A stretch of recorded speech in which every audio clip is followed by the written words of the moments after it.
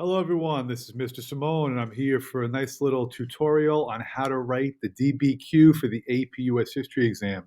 So again, this is for my students in class, but you will be working on this for the next 2 days while I am at my conference. So please email, text any questions that you may have during the time. So let's get started. What is the document-based question?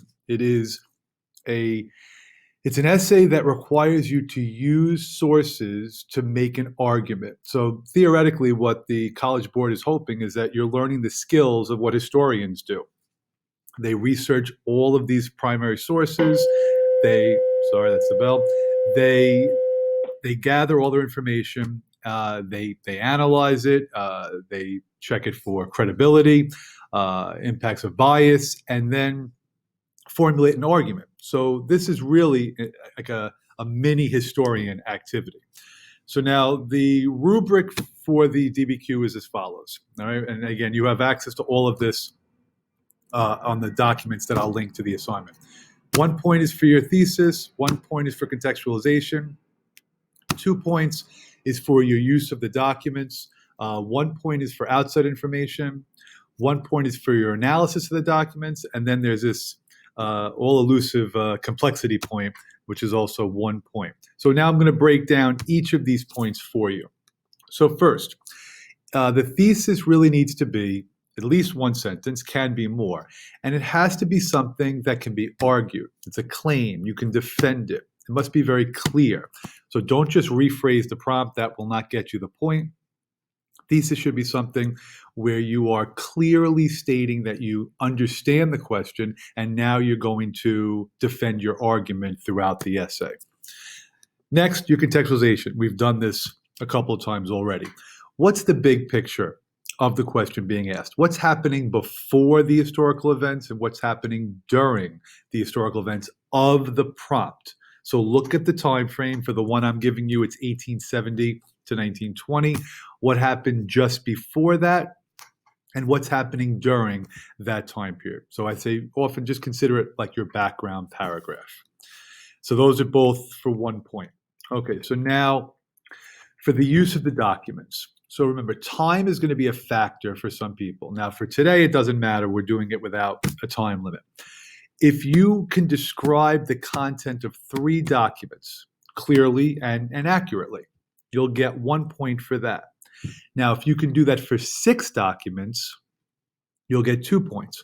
So my advice for many students is if time is a factor, I'd rather you avoid that second point and get all the other points correctly. So if you really can't get to all 6 of the documents, then just use 3. But remember, for today, do all 6 because this is a practice run. Okay, outside information. I always say to kids, put as much outside information as you can. On the old DBQ, that was a lot easier to do because of time. But on this one, it might not be as simple. And you get 1 point for having some outside information. Then, we've used this acronym HIPPO. So for those same 3 documents that you described and connected to your thesis, you have to do 1, at least, of the HIPP letters in the acronym. Historical context, intended audience, purpose, or point of view. What is the historical context of this source? Who is it intended for? Who's the audience? What's the purpose of the document? And point of view or bias. So we've gone through this before, and again, I won't make this video too long, but send me messages if you're not clear about something. Anything you're not sure about, don't be afraid to send me a message. The O, again, is that other point that we just referred to. And then your last point, kids often struggle with this. They always say, oh, I never got the complexity point in AP World. I never got the complexity point. I gave you a detailed list of ways to get the complexity point for reasoning on the Google Doc. It really, the way I look at it is, after they finish reading your essay, and this is just my thought, do we feel as if you understand the complexity of the question? Or are you just trying to put things together, one document after another? So I feel like this point is a way for them to say, this student truly has mastered the material. So those are the 7 points for the rubric. And now I gave you 2 possible outlines. So the first possible outline is you have an introductory paragraph with your thesis statement. Then you do your background paragraph. Then in the third section, you show the evidence from 3 of the documents, or 6 if you're doing all 6. And again, make sure that you not only explain the evidence of the documents, but how it connects to your argument. Then in a fourth section, I would put outside information. So now, what's some additional information that's not in the documents that would support your argument? Then in the fifth section, I would go back to those 3 documents and explain how the purpose or the point of view of the audience is also relevant to your argument. And then in a conclusion, I would try to get the complexity point with some sense of a higher level understanding. Now, you might not like that, so another way you can do it is the first 2 are the same. Intro with the thesis statement, contextualization, that's the same.